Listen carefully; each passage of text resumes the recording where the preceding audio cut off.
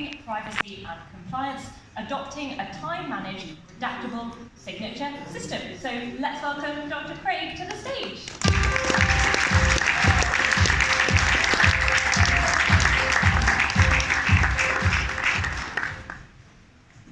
Okay, let's start with this.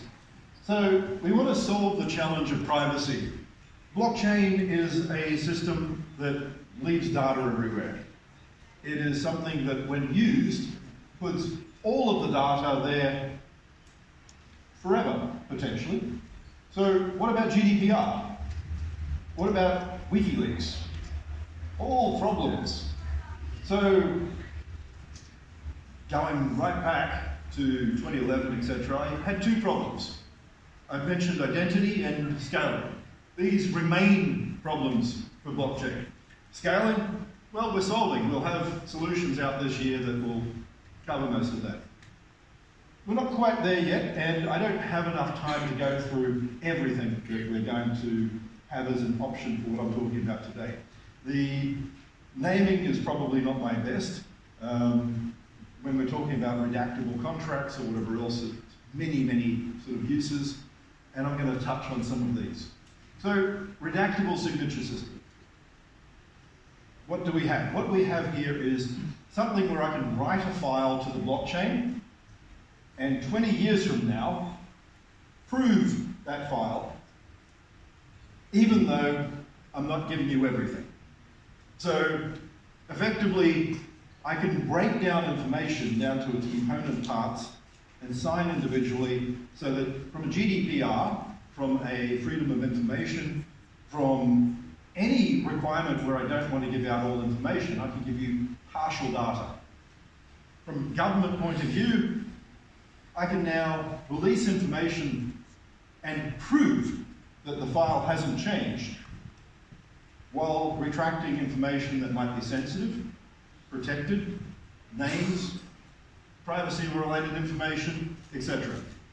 So, blockchain technology is still there. We can still prove the file has not been altered, but not release everything. We can build self-executing agreements that base themselves on the details within a contract, now only putting partial information out for the rest of the world to see. This can extend beyond what most people understand. I've talked about the concept of being old, as I am. I'm not quite a boomer, but I get called that all the time. And bringing back the concept of digital paper to something that people don't understand. Physical scarcity in digital goods. In this, when I'm talking about these files and a time-stamped proof of existence, I'm talking about the ability now to go into the identity problem that I talked about and release partial information, a proof of my age, without saying anything more. But taking this even further, so that we can have full GDPR compliance here in Europe, even though the document is now publicly timestamped. So, privacy by design, redaction, and selective disclosure. And integrating old technologies, things like broadcast encryption and trader tracing, will then enable this to be even further. The end I envision is that I can give a file to every single one of you here. And each of you will have a different watermark. Each of you will have a different encryption algorithm.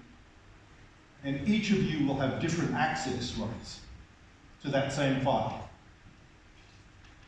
So if I do it, I've now minted it individually. I will also now know who did it. And I can tie that to identity in such a way that I can selectively disclose if someone leaks a file.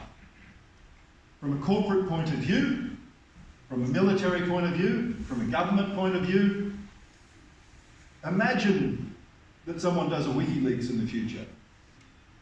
Within seconds, you will know who it is.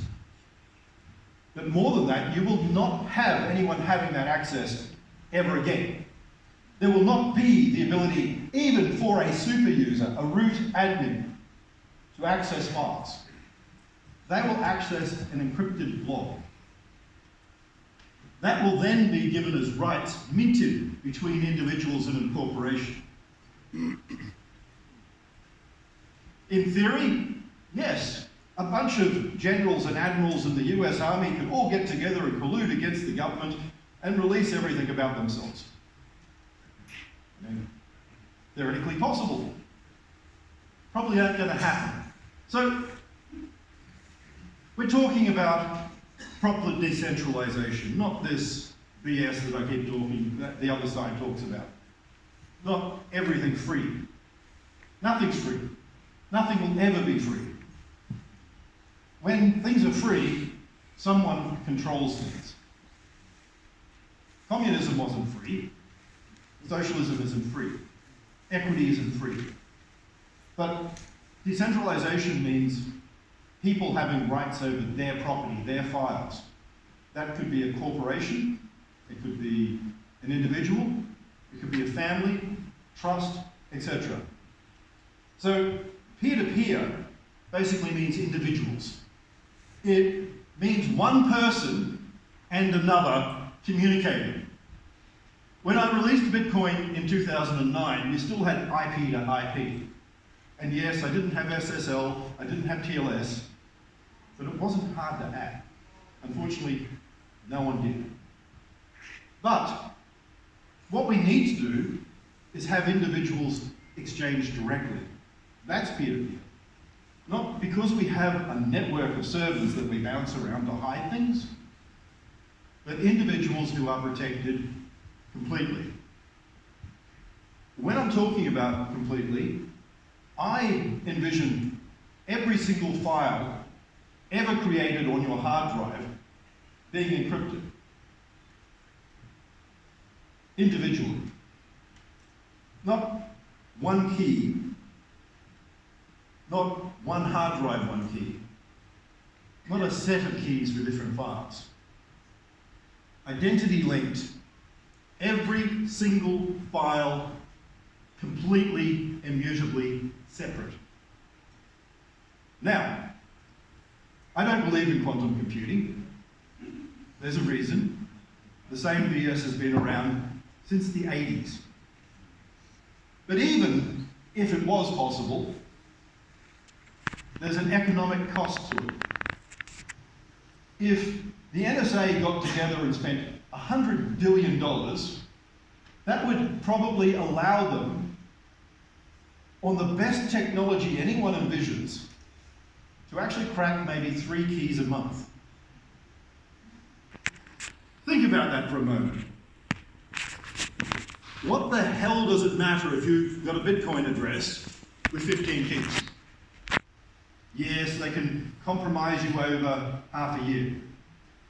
How quickly can you change your addresses? What if you never reuse?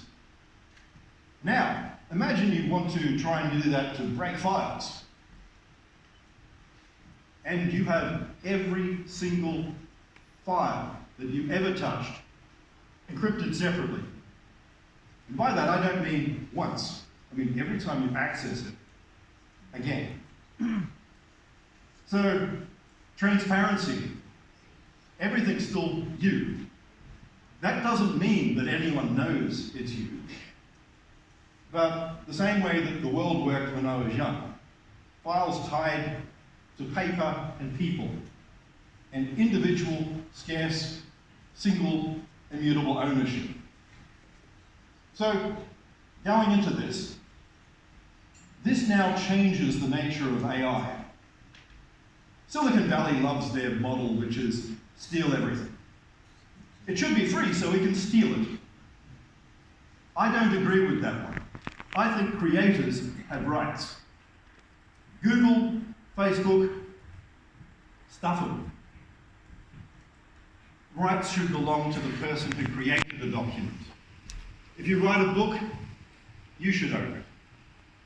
If you do artwork, it shouldn't be something that an AI sucks up to make some other well, crap.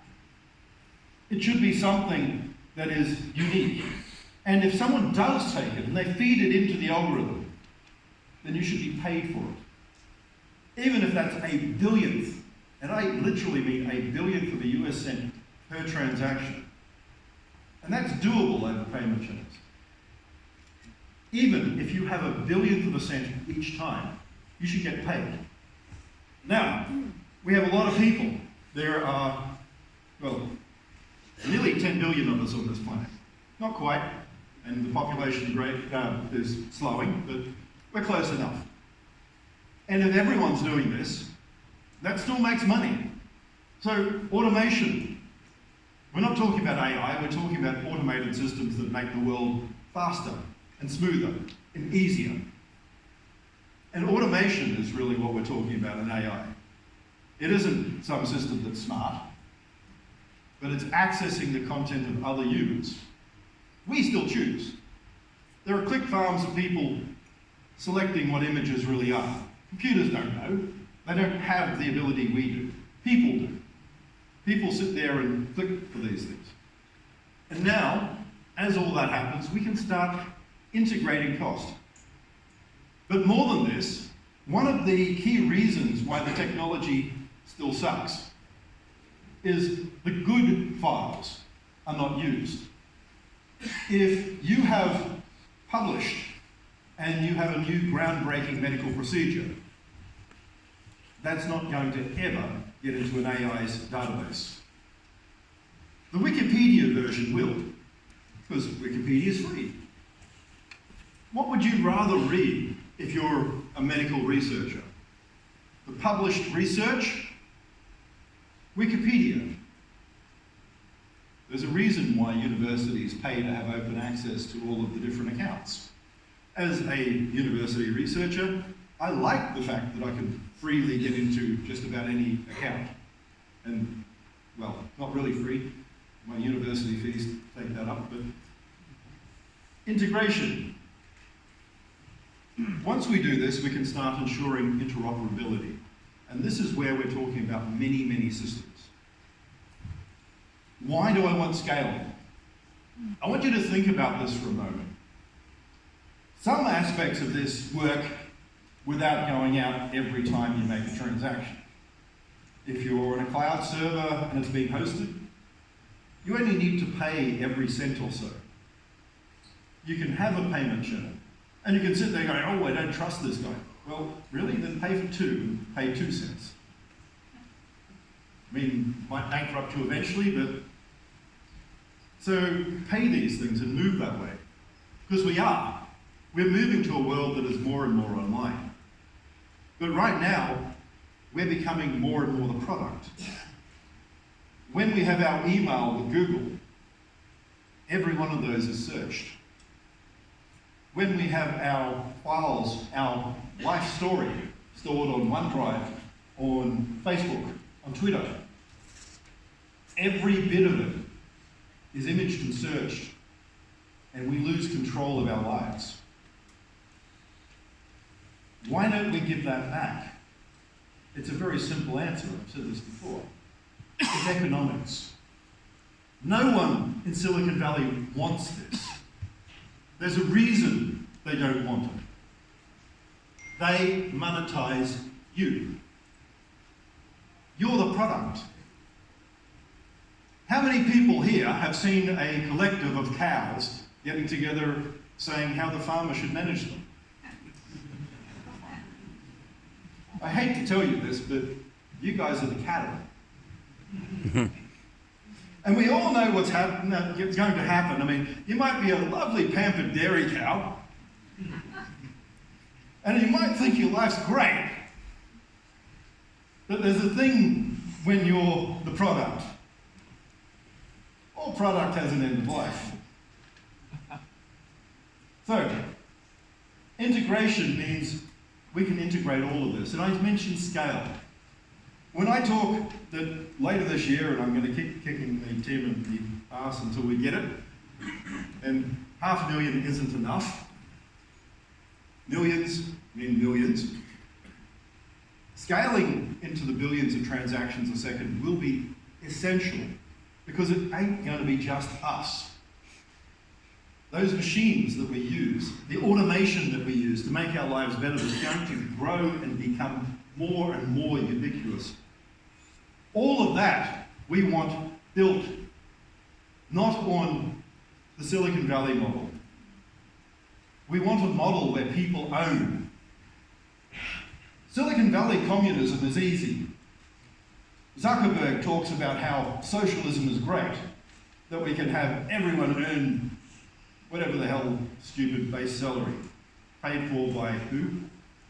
Yet, is he giving up his money? Is he walking away from it?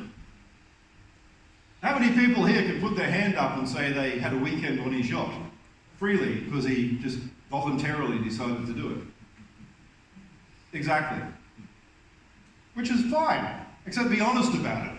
So, timestamping. We know when a document is created.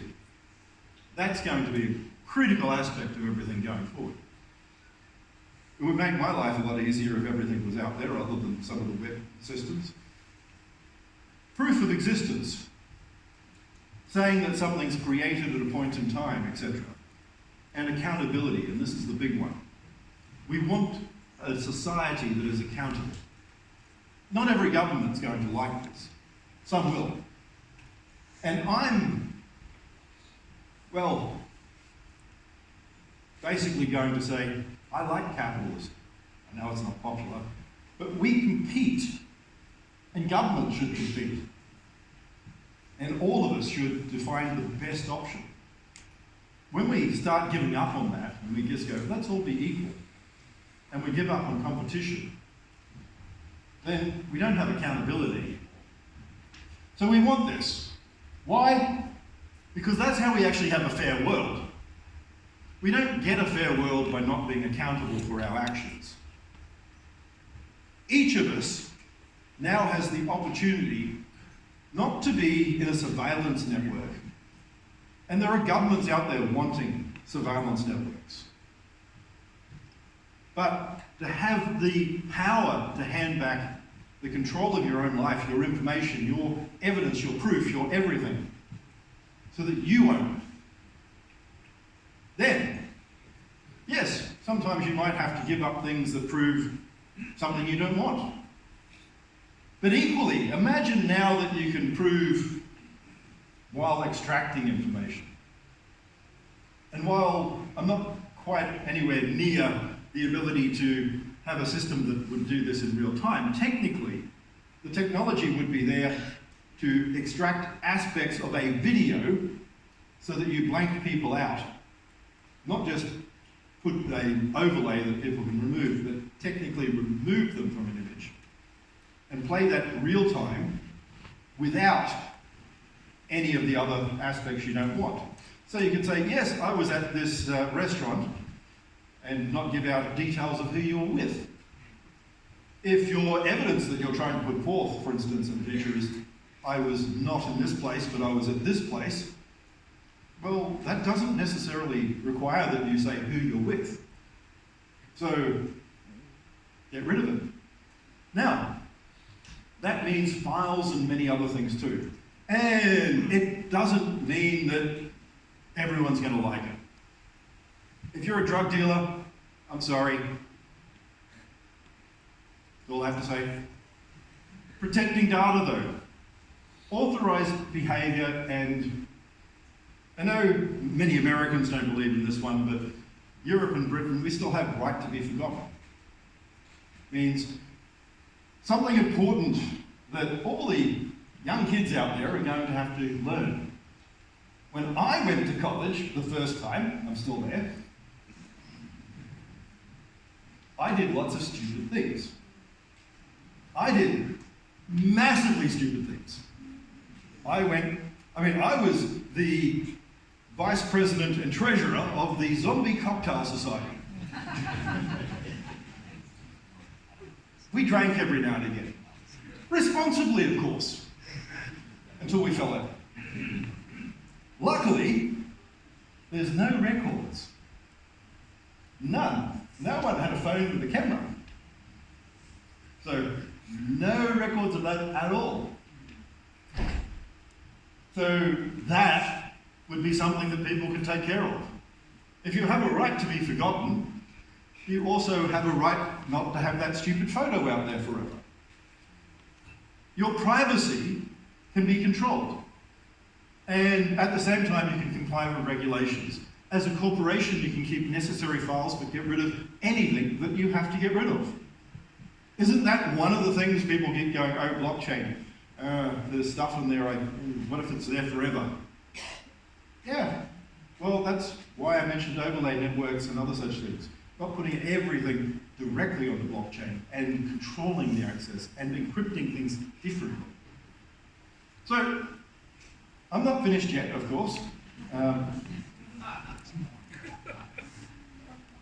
that's that bit. So now I want you to think. I want you to consider the differences in a world, and this is a binary choice. I want you to think about your life, your future. For those who have kids, theirs. I want you to think, what about if I have children? What society do I want afterwards? And we are at that point in history. We are at the point in history where you need to choose. Not the government's bad crap. Governments are good and bad depending on us. Governments are people. Anarchy isn't a government. Anarchy won't work. It doesn't control anything. That doesn't mean that you just go, oh, democracy will work. It means we choose. And we are not choosing because a government is telling us. We're choosing because we as people can choose what technology and what future we want. Do we want one controlled where we are the product? Do we want a future where our information is owned and mined? Do we want to be sold? Do we want to be owned? Do we want one where we own nothing but we're told we're happy? I want something where anyone has a chance, where anyone in any country can trade and own files. And yes, there will be bad things happen, and that's why we need accountability.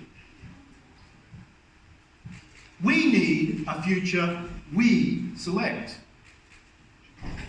By that, when I say redactable contracts, I mean much more. I mean the ability for everyone to own their files. When you send an attachment, it should be encrypted to the recipients by default. When you send a file and you allow it to go further or not, that should be your choice. I should be able to select who opens something I create, who accesses something I create. I should be able to stop you sending it. Now, yes, that doesn't mean that I can stop you doing something silly, like you can write out the file. You can take a picture of your phone. You can sit there like people did 15 years ago, and we used to laugh at when I did anti-piracy stuff with cameras, horrible cameras, by the way, back then, and post something on the web saying, look, I've seen this new movie. And I had the displeasure of having to watch some of these movies where I couldn't even figure out what movie it was. The sound and everything, yeah. Anyway, privacy rights matter. Think about this for a moment. Think hard. Because we are at that turning point. AI is not the big scary monster. Automation, it can take us either way. but it's rights and ownership. Do we want a world where we own nothing? Do we want a world where someone else owns everything? Because there is always an owner. In Russia, there was an owner. Stalin managed things. He set goals. When the state owns everything, there's still a person. There's no nebulous anti-entity. When you want to go forth, you have to choose. This is the real red pill. It's not the red pill, blue pill type thing that people say in the Bitcoin community. It is ownership. It is rights. It is control of your future and knowing these things. So when I'm talking about the ability to have a redactable contract, to give out parts of it, I want you to think what extracting things from a document really means. How many people have played with code? Technical class, so a few of us. If I have an XML file and I don't allow access to certain areas, what happens? It's invalid. Not necessarily. I can access things differently. I can have calls, and the invalid ones I don't get to. But what if I've got different options for different people? And if you have 4 different options, one of those can be available to you, one to you, one to you, one to someone at the back. And each of these options can be individualized, but the same file. So you can decrypt one, and you decrypt another, and say I've got a CSV file or some other file for setting how your page looks. That's still individualized. So I want you to think beyond just the idea of maybe signing a document and retracting a bit. I want you to think into individual parts of files, individual paths. If I can load a block of data, I can give that to, well, basically a computerized automated system and tell it which fork to take, left or right. And that fork is the one you guys have now. It's the one all of us in this world have now. We're at that point in history where we need to choose. We need to decide, do I want a free society or do I want to be owned? And we can say, my benevolent dictators and overlords are really nice. I don't need to do much. I can sit around and watch Netflix all day. And yay, popcorn, smoke something, funky special cigarettes you get in parts of Europe. Or I can choose to be something more. I can choose to own my life, my existence, my family, my everything. And as I'm doing that, I can decide what I'm going to do with it. And if I want to be benevolent or not, it's because of me. But then it's going to be what I've done and how I do it. And yes, a lot of people with a lot of money won't like some of this too, because technically, government can tax me. So, if you live in a society, isn't it more fair to have everyone taxed equally rather than some of us being able to hide it? So, as I'm getting into this, and into our last minute before I end, I'm going to bring this back. You have a choice. And in what I'm developing, you have a choice in what you give.